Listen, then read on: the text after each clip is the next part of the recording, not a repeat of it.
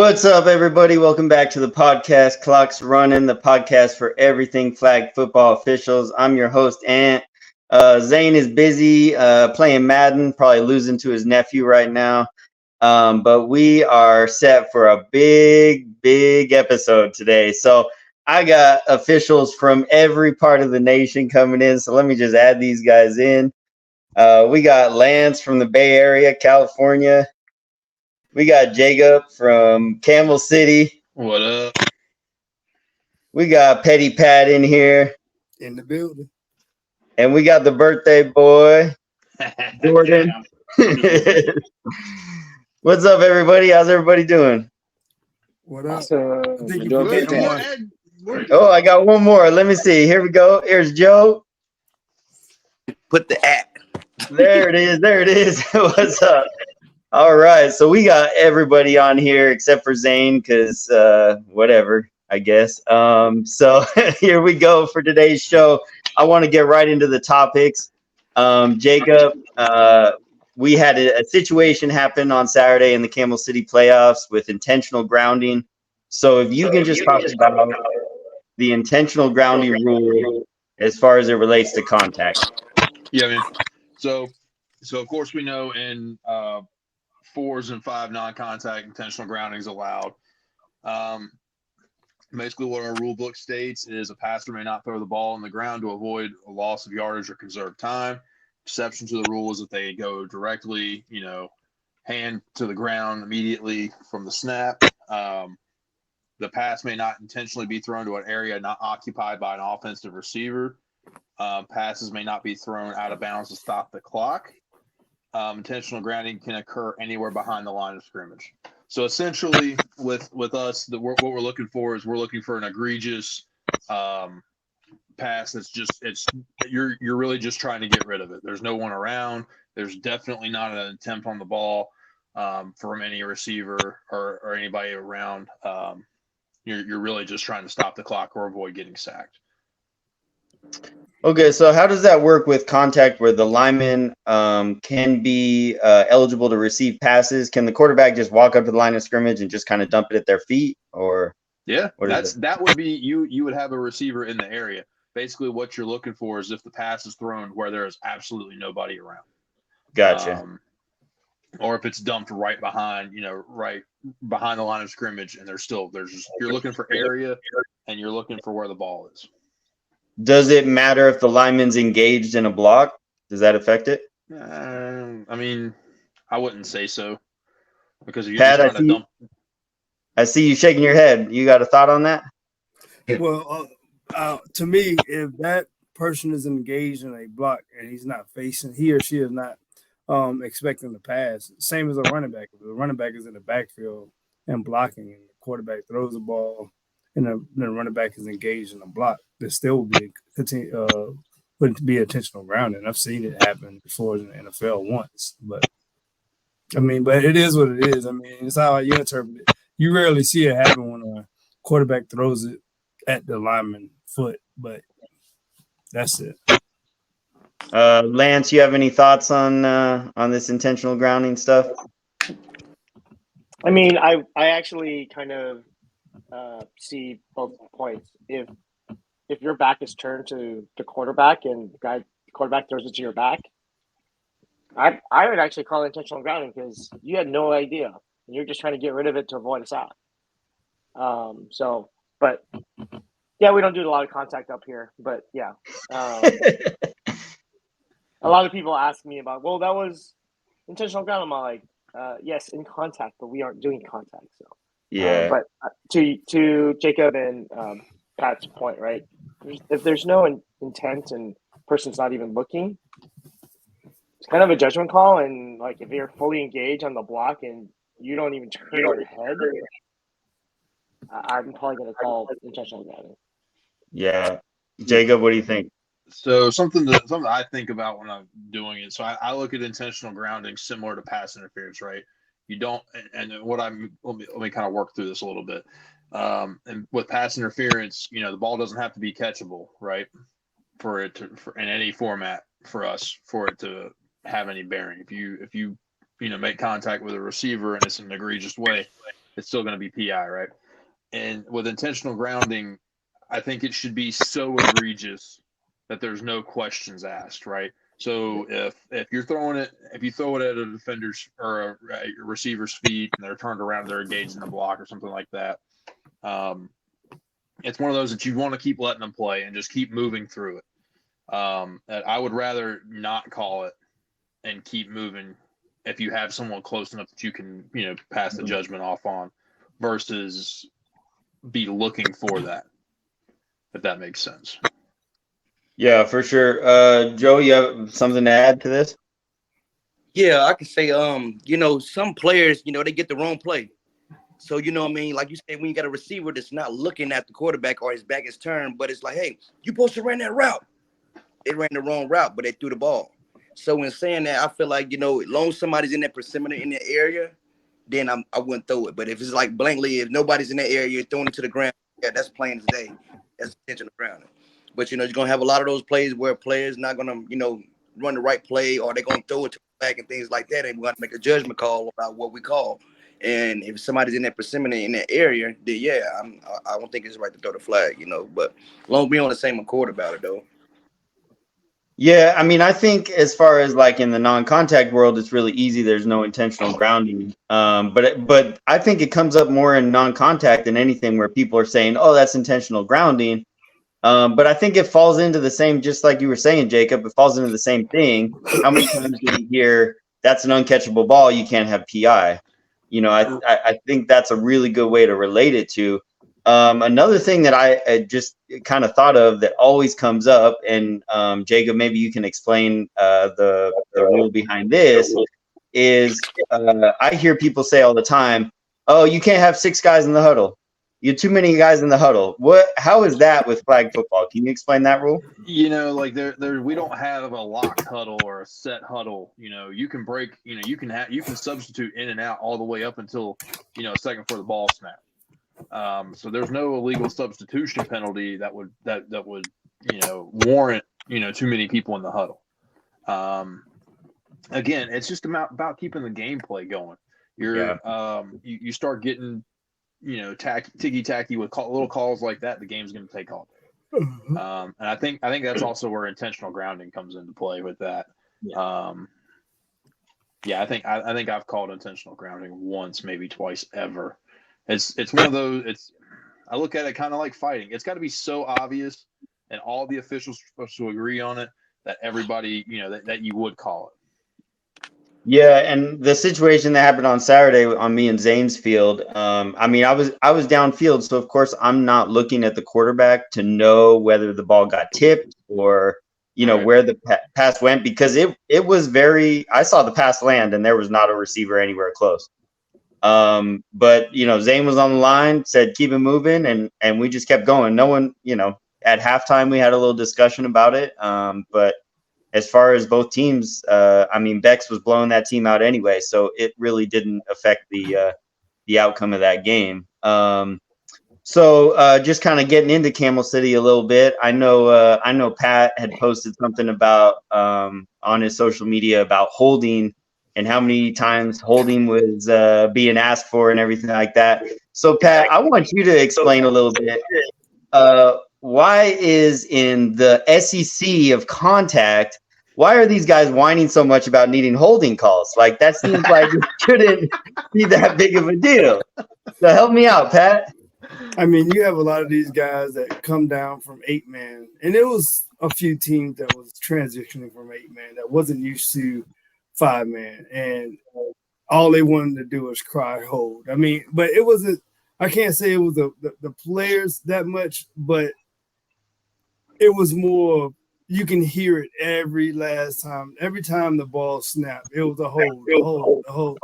And if I threw a flag every last time they screamed out hold, it would have never got a playoff, a pass off, a run, anything, because they wearing all these baggy clothes. And like, come on, man! Like, what do you expect? I mean, it's a block unless his hands is inside or whatever. But people, he's grabbing on the outside of my shoulders. Dude, I can't see everything. You only got one set of eyes. But yeah, the post was meant for it was a joke, but it was serious at the same time. every play is a hold every time you do something. No matter what you do, okay, how perfect you are, it's a hold somewhere. But I don't have X-ray vision. I can't see through the guy's body that's holding him. So It'd be really cool if you did, though. yeah, it'd be dope. Yeah, for sure. So, Jordan, I got to bring you in here, man. You are the expert on how amazing Camel City is in the world of contact. So, I want to hear about it, man, because I don't know. I just heard a lot of whining. I'm just being honest. You know, the hard part is that once you have facilitated one of the best leagues in the country, the only thing to go from there is for these grown men to start bitching. You know, they're like, we've reached pinnacle status. What should we do now? And the answer somehow is we need prima donnas, bro. It's crazy. But at the same time, that's also when them boys whine for a hold and everything else. You know, I kind of look at them and I try to explain what a hold is, because they think that, you know, a guy trying to give him a hug and say good game during a play is a hold. You know, I see sportsmanship. You know, so who am I to stop this brotherly love, you know, in the middle of the field? You know, so I just try to help all sides understand. Okay, so you're really trying to encourage just, you know, good camaraderie, good sportsmanship, Yeah, you know, exactly. to keep from the barking back and forth on the sidelines and everything. I appreciate that. Absolutely. So let's just get into the whole day. Jacob, can you talk about how the morning started on Saturday?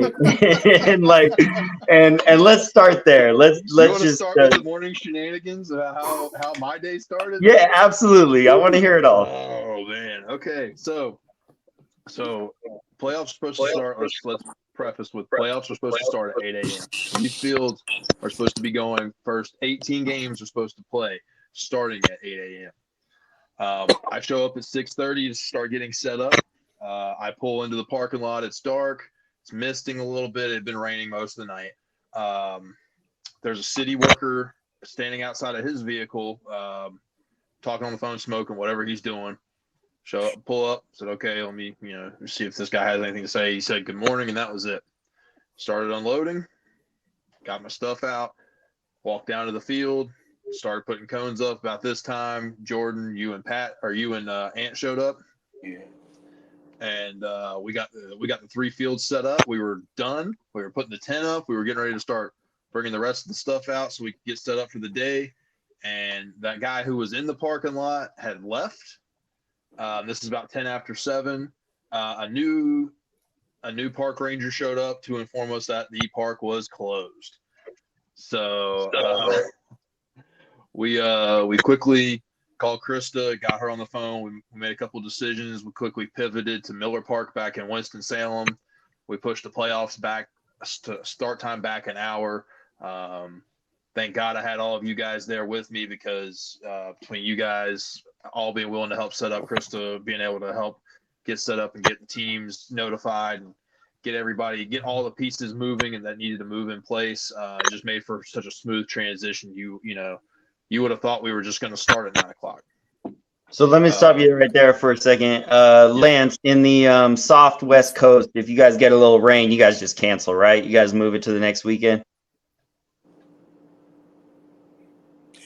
No, we still play. Okay, all right. I'm just trying to clear things up. I know there was a post on Instagram. But let's clarify something. I don't know why you're saying just asking me. You should be asking yourself the same question. Because it's not just the me. host, Lance. He has to ask. It doesn't matter. I don't care if he's the host. I'm just And if he starts asking himself questions on here, I'm going to start I have more questions myself. Yeah. Ant, what do you think about this? Well, Ant.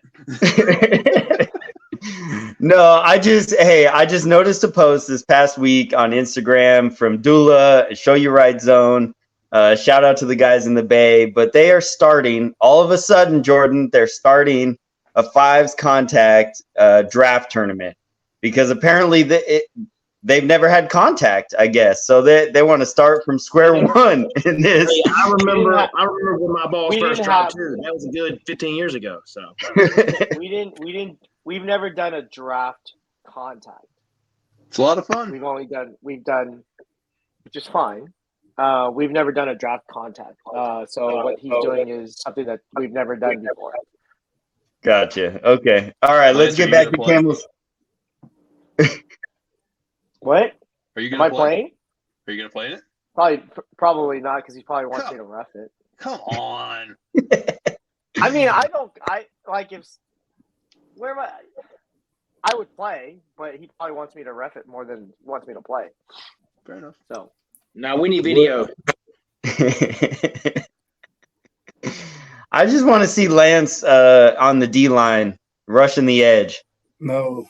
It's gonna be another video. We're gonna go viral again. No. no, you're gonna hear the Lance RIP. is down. Lance is down. Bull gonna have no mercy on God. Bull 2.0. All right, cool, Jacob. Let's get back to Camel City. So, just talk about, from your director standpoint, just kind of how the day went and things that stuck out to you. Man, overall, it was great. It was great play. Like I said, we got started a little bit later, but I think that benefited everybody. It gave everybody a chance to make sure they got their guys together, had who they wanted on the field, and didn't have to kind of straggle in anybody. It was really good competition, man. The games were all close. There was a few blowouts, but I think this double elimination format really helped. It gave people a sense of gave them a sense of boldness, right? They were able to do a little bit more and say, hey, if this doesn't work, it's okay. We have an opportunity to rebound, and we can go to the losers bracket and we'll see what happens. Ultimately, Bex just had a great day. They played their game, and there was a couple opportunities. I think some people had maybe a shot to beat them, but overall they did their thing. When they do, they're really tough to beat. Hard Target came down from Maryland. They played a great game. They think they went out. They made it to the winners bracket semifinals, and that's what they played their 2 games, and then at that point they were done. But they look good. They were shorthanded from what I understand, and they still look good. There was just a lot. The Mambas, they played really tough. Both games against Bex, they played really tough. The Bulls, Queen City Bulls, man, they played I think 7 games. 7 games. Yep, they lost their first game, went to the losers bracket, and made a run, made it all the way to the losers bracket final, and then finally just kind of ran out of gas. So shout out to those guys for doing that. But all in all, man, it was a good day. It was a smooth day. Everybody talks about everyone's there. There's always going to be whining. There's always going to be complaining. But at the end of the day, if we're complaining about the little things, that means we're doing the big things right. So I was really pleased with how the day went. I think all of you guys on the field did a fantastic job. And even when we got to the championship and we got to the later games when we were able to run 3-man crews, I think that made it even that much better. So I tip my hat off to you guys for killing it for last weekend. If it's not for you guys, we're not as successful. So speaking of the officials on the field, where did you come up with your pairings of officials to start the morning? Man, it's just a mastermind of just playing the game. Nah, I like to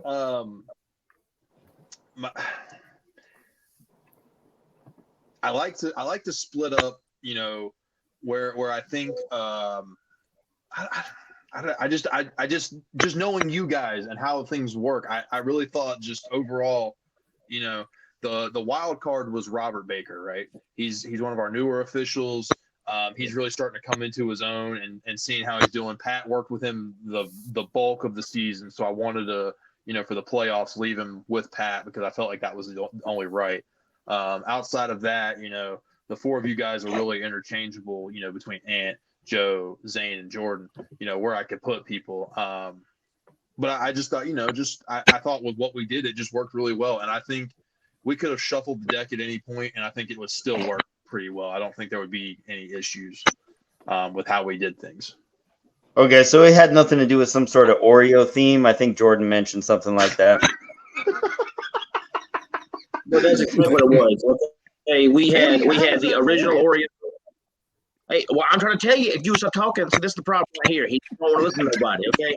So, me and Joe was the original Robert Baker, and Pat were the double chocolate, and you and Zane are the golden Oreo. So, this is how it works. I don't get it. So it's okay, buddy. I understand. Luckily, we all like desserts, so. Well, that's what I'm saying. I love Oreos. I don't understand what you're saying. What a rookie, Oh, All right. Okay. Well, so I appreciate that, and hey, I got told very quickly one of the games by person on the sideline from Queen City Bulls when I threw a flag on a flag guard. He said, "Oh yeah, that ref threw that because he's white and new." So it's fine. I just kind of like. Hey, bro, welcome to the club. Welcome to Camel City. know your role and shut your mouth, okay? So let me ask this: how did you guys feel about the pairings? Because even when we went to 3-man, we kind of shuffled the deck a little bit. All right, Jordan. Oh, go ahead, Joe. I'm gonna speak first. When I first came along, man, I worked with Jordan, man. He taught me so much. I learned so much from every official I work with. I'm one of the ones that like to absorb things in. So working with Jordan is always an honor. I had a great day. I feed off him, and we feed off each other. So I work with. It was thank you, Jacob, and anybody I would have worked with, I would have been the same way. But I learned so much from Jordan. So thank you again for letting me to work with Jordan. No doubt. Yeah, I mean that was nice of you to say, but I don't think that's the truth. Jordan, you want to talk about your experience? My job at Camel City has gotten easier and easier over the years, only because the officials keep getting better and better. So, instead of sticking me with some dude who, he's like, can I borrow your flag for this game? I'm like, no, bro, go over there and stand. You're just talking about Zane, right? Zane's first week was rough. But it was hey, awesome. my man got cussed out, and he stood there like a champ. Okay, some respect on his name. So, but no, so my job's got easier. Me, Joe, me to Pat.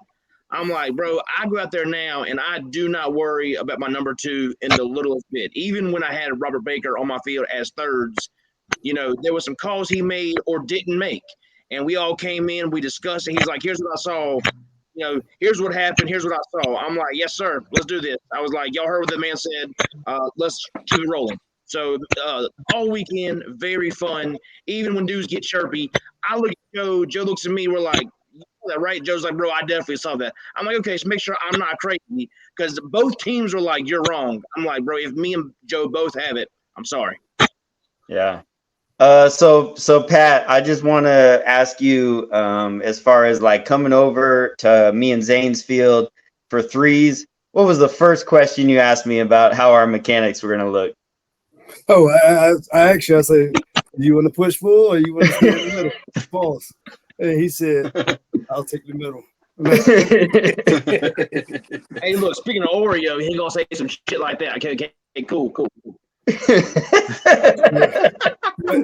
But it was great that when we did come over to your field, because I felt really comfortable with you as far as having that centralized view in the midfield, because I knew you would call the holding or the pass interference, or you also call illegal contact down the field, or something that I couldn't see from my angle. I knew you would make that call. You wasn't afraid to make the call, because some young refs, we have three, they wouldn't make that flag guard call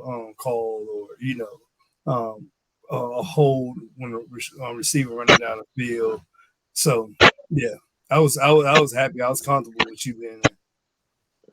Yeah, I just tried to think about Lance's ignore button, and I don't know any of those guys, from Camel City or any of the other teams that came down from the DMV. So I just tuned him out. Literally didn't respond. Threw my flag, said what it was, picked my flag up, went back to my position. I didn't say a word. To me, that was the easiest way to handle it.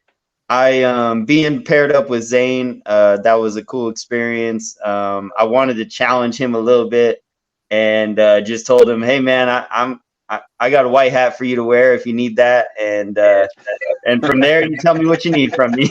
And so I was no, it was good, and honestly, I think the most fun I had was the championship game with all four of us, and just being able to honestly learn, seeing what you guys are calling, seeing how you guys communicate. Pat, you want to talk about that championship game and what stuck out to you? Let me see. Championship game. Well, you're talking about the game before the championship to get over there when we had the when we had the last man rule. We could talk about that one too. That was the biggest one that stuck out to me, and the video came out when Dave posted it. When I told the DB from the Mambas, I don't want to put his name out, but when he said he went for the flag, but you could tell in the video, like from the same angle that I had, he blew him up. And he said the receiver left his feet like he was diving. I was like, no, he was reaching the ball out. He never left his feet. You just killed him and knocked him off his feet, which in rule and for my interpretation of the rule of last man, it was you and him in the end zone and within the 5-yard line, and you didn't go for the flagpole. You blew him up. So I awarded him a touchdown. It didn't affect the outcome of the game, of the hard target in Mamba's game, but it was something that was called. Yeah, it's funny because that was the second last man call. I had made one earlier in the day, and when I made that, there was another team watching in the sideline, and they had never heard of the last man rule. Thought that was just like, what is this, last man in football and everything like that. So I wasn't worrying about explaining that. Jacob, you want to clear that up real quick? What is the last man rule? 1 second. Let me scroll. Oh man, right here at it. Okay, if the last defensive player physically contains the ball carrier, bear hugs, flagrantly holds, pushes the ball carrier out of bounds above the hips, tackles, attempts to tackle, etc., without making a clear legal attempt to pull the ball carrier's flag or commits illegal contact, the offensive team will be awarded at least one line zone to gain distance from the spot of the foul and automatic first. So, where's it at? There's something in here that talks about it also with that being at least one line zone to gain. With you being inside the 5, you're getting a touchdown off of that. Yeah. So if what they're calling, if you're that close, you're gonna lose that one. And they try to say like there's no last man or anything like that, but there's definitely there's you have to protect people that way, because at the end of the day, if you're telling me that I'm the last person right there, I'm going to take your head off if you're not going to get a touchdown off of it. Give me the 5-yard or the 10-yard penalty or 2.5 yard, however many it is right there. If you're not going to have that every time, I'm going to blow you up right there. Why not? Yeah. So you have to. There's got to be some sort of we're playing flag football still. At the end of the day, I get it's contact. I get there's going to be collisions, and I'm perfectly okay with that. I want them. I want to see all that. However, it's got to be within the means of the game. And mine was more of a hold to where Pat's was really knocking him out of bounds. Right. But yeah, I mean, I think both of those were good calls. It was just surprising. I haven't had a last man in a long time. Usually it's like on the other side of the midfield, and they're calling for a last man normally because they just don't understand the rule. So go ahead. I was gonna say, and in that sense, you're not gonna get a touchdown at midfield, right? But you are gonna, you're gonna give them some yards. You're gonna, we're gonna take care of you for getting blown up like that because it's still not right.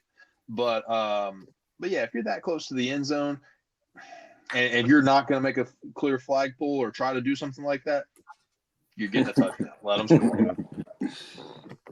So Pat, I'm going to come back to you about the championship game, but Joe, I was ear hustling a little bit to your field, when Bex was blowing some team out, and so I was just kind of listening in on what you guys had going on. There was a player that definitely was coming in your direction in a very aggressive way. I don't know what happened. You want to explain that situation to me? Oh man, I think I can recall 3 players. And one thing this transition I know is Pat. I know Pat, you working on the same thing I am. Coming from being a player to a ref, I'm starting to getting my skin more thicker, as I would say. Becoming more professional. I put my hands behind my back. I stood my ground, and not to chirp back with the players. And start this like you said, this the norm. And I think that makes it more smoother. But when we start arguing back with them, it makes it bigger. You know what I mean? So they're gonna, players gonna have the. I mean, me personally, I feel like some calls, the players they have their right to argue and things like that. That's their job. They're gonna do that. I don't feel like if they don't do that, then it's a problem. But the players gonna do that. You just gotta be at the ref. You gotta stand your ground. Another thing, go back and piggyback what Pat said earlier. You want to be a ref that if you see something, you make a call and you stand on it. You don't have to be. We don't have to worry about. You don't be scared and all these other things in that nature. If you see something, you call it, and that's basically it. So when in that game right there, players not gonna like every call the officials make. But again, you don't want to slow the game down by sitting there arguing back with them. Make your call, stand on it, mark your yards off, and keep it moving. Yeah, Lance, just to bring you into this conversation a little bit, do you notice as a current player and a ref in your leagues that causes issues for you? What do you mean in terms of like people coming up at me? Yeah, yep. To Joe's point, I don't care and I ignore them. I just go to the next play. I don't know you. Or if I know you, you're playing and I'm not, so I don't like. Let's go. So we had a fundraising tournament last night, and I had a couple players that were like complaining. I'm all like, you guys can bitch and moan all you want, but your play clock's at 15 already, so I don't know what you want. So I'm all like, and they're like, what do you mean? I'm all like, I blew it in, ready for play. I said play clock's hot, giving you the benefit of the doubt of a couple seconds, but then we're going. And they didn't like that, but I'm all like, that's not my problem if you don't like it. We are going and we are not waiting. What do you got, Joe? And I want to give you your props. I mean, I know you're the host, but I want to give you your props. On a championship game, you made a big call. It was the Becks. They was on the 5-yard line. It's a no run. When you throw that ball and they would catch the ball behind the line of scrimmage, that's still considered a run. You threw your flag out and you stood on your call. And everyone was looking at you like, nah, no, we got together as refs and we respected your call. And that was a great call. So all men, thank you for making that call and thank you for being in the right position and say that, because a lot of people won't do that. Yeah. Well, and I appreciate that. And honestly, that's learning to make that call and trusting that call. That comes from the discussion that, all of us have on a weekly basis, talking through scenarios and rules. I mean, it's so important for us to continue to refresh and think about the rules and talk through scenarios. Cause I mean, we've had that discussion over the last 6 months about, what does it look like? What's a run? What happens with the no run zone, contact, non-contact, all those things. So just kind of like continuing to hammer it into my head in a championship game when all the pressure's on and everybody's looking at you, it's become muscle memory and you just make the call. So I definitely appreciate that. I also want to say just for Joe and Lance, both of you guys, you guys mean a lot to me. And so when I hear players calling you names and yelling at you, I want to throw my flag and protect you. So I was on another field on Saturday and I heard that and I was like, oh, let me just throw my flag. Oh no, that's a different field again. That happened in Miami with the team that had just lost on Lance's field. Bro, it was crazy. This guy was like, he's a man. He's walking across the field. He's like hanging his head and he's like, what? I said, hey man, I was like, what happened? He said, bro, you guys have got to get rid of this ref. And I was like, that fat leprechaun, the fat leprechaun right over there. He was like, no. He's like the Asian dude. And I was like, oh. I was like, I ain't gonna lie to you, buddy. I was like, I can't agree with you there. I was like, other people on that field, I understand, but not. I said, I'm actually with him. He was like, oh yeah. I was like, yeah, bro, sorry. And I just walked off. He was just like, "What the fuck?" I was like, "Hey man, just know I'm with him, gang. So sorry." Yeah. Yeah, I definitely had a situation on Saturday where somebody asked me, hey, ref, what would you make on that call? Right away, I said, he has the better angle. I trust that angle. He said, oh, you got your boys back. I said, gang. We did. Yeah.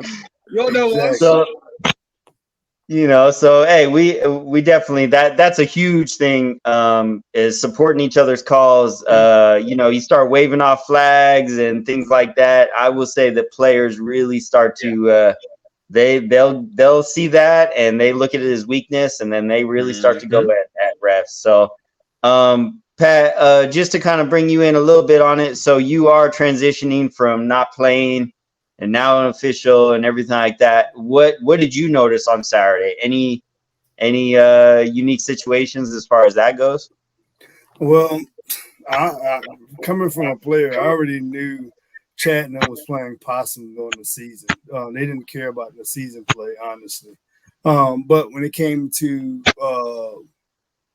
this Saturday, it was either guys that was prepared for the unexpected, or they wasn't going to be prepared at all.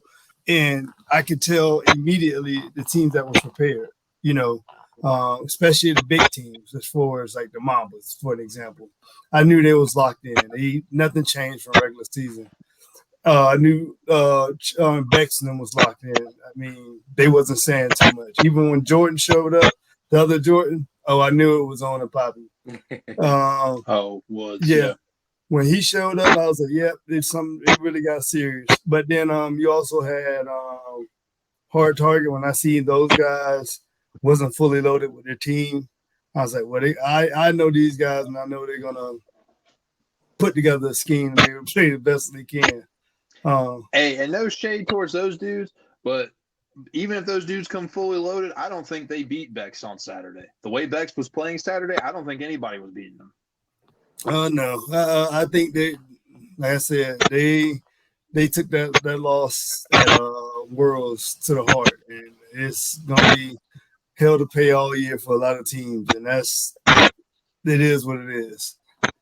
But okay, so what I'm hearing from you, Pat, Jordan, correct me if I'm wrong, but it sounds like there's only one good team in in the East Coast, and then there's everybody else, right, Jordan? Yeah, but but everybody else still equates to 2 through 10 in the world. So we'll take that. We can't help that. So when our champion right now can walk into any contact league in this country and walk out the champs, again, that's just who we are as the SEC. Now, hey Jordan, I got one for him on this one.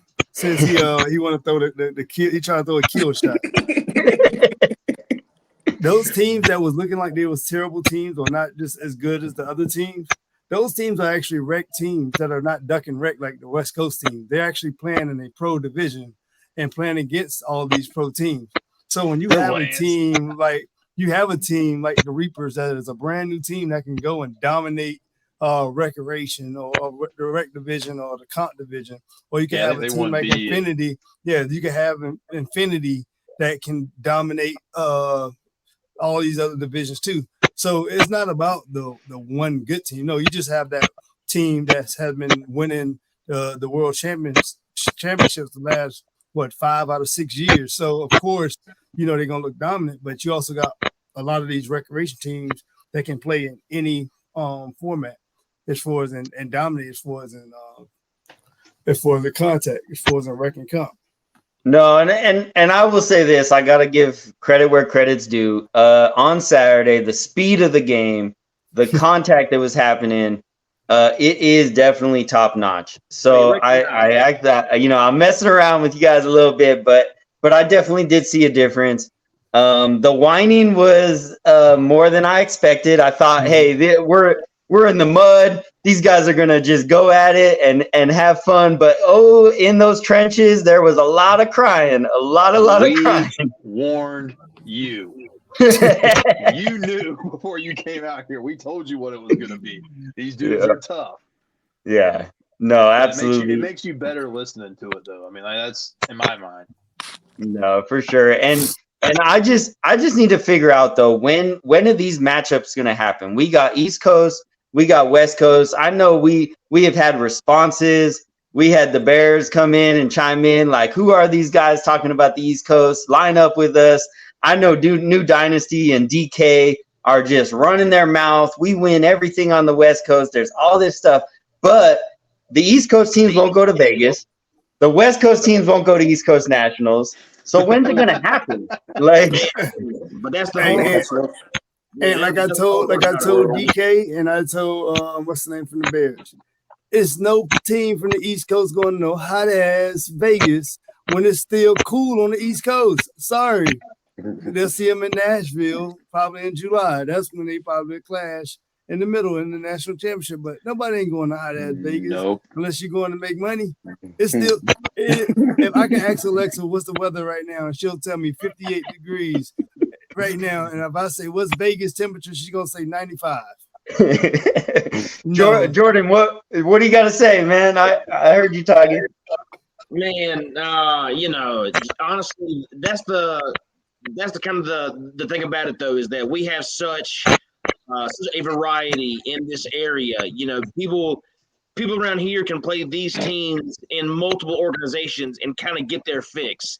They don't look at it like we do. Like we would love to see East Coast versus West Coast, but as long as these guys are playing flag football 3 out of 4 weekends a month, they don't care where it's at, who it's against. They just want to play, and that's kind of the hard thing about it. But if it's ever a possibility, I would love to just for the two coasts to really kind of see what we can do at a tournament together. What's Jacob, is San Antonio going to have contact? I believe so, yeah. Okay, so here's my challenge. I'm going to call everybody out.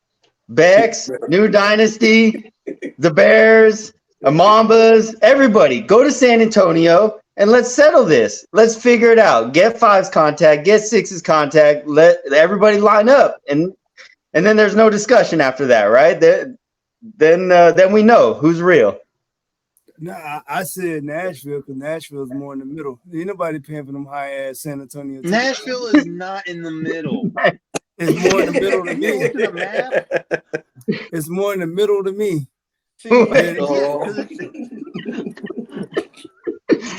What map are you talking about? He's talking about before the Louisiana Purchase. That's what he's thinking of. Wow.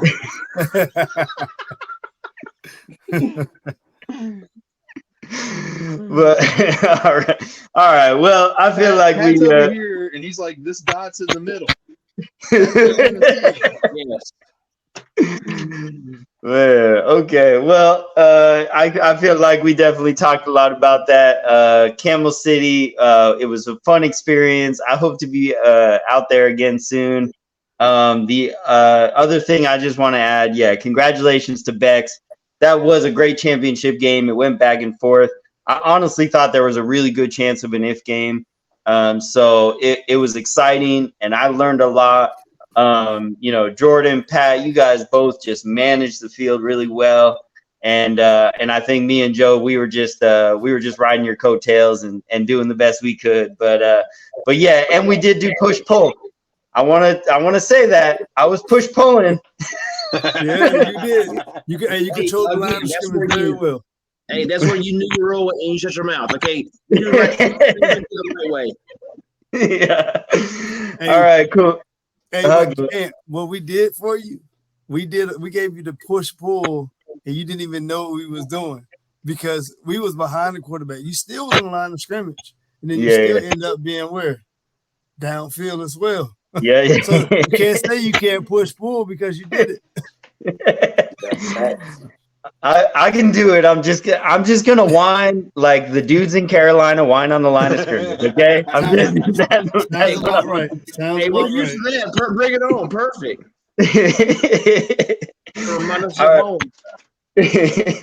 All right, cool. So out here in the West Coast, honestly, there's not a whole lot going on locally, but everybody's gearing up for Vegas. I'm excited for that in a few weeks. USA Flag, the Vegas tournament.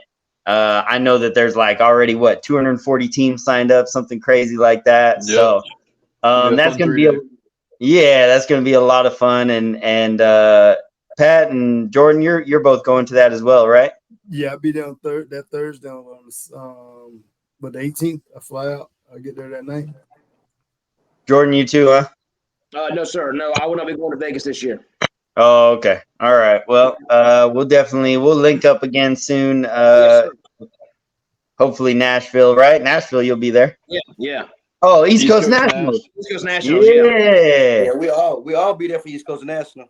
Hey, I'm excited for that because honestly, I've been trying to get out to Richmond for years, and unfortunately, I never got to do it as a player. But as an official, I'm going to be able to get there. So I think Lance came back. I don't know. Let me see if he's back. No screen. All right. Well, we'll just keep it moving. Finally, I just want to close out the show. Joe, the stage is yours. Let's wrap it up. I want to say happy birthday to the area gang. Happy birthday, and happy birthday, Jordan. And my birthday's in another week, so happy birthday to all of the refs. Oh, we appreciate working with all of you guys. Please like, share, subscribe. We on Instagram, we on YouTube, we on Facebook. So, again, please like, share, subscribe. Yeah, absolutely. I appreciate y'all coming on for this jam-packed episode, and we'll see y'all next week. All right.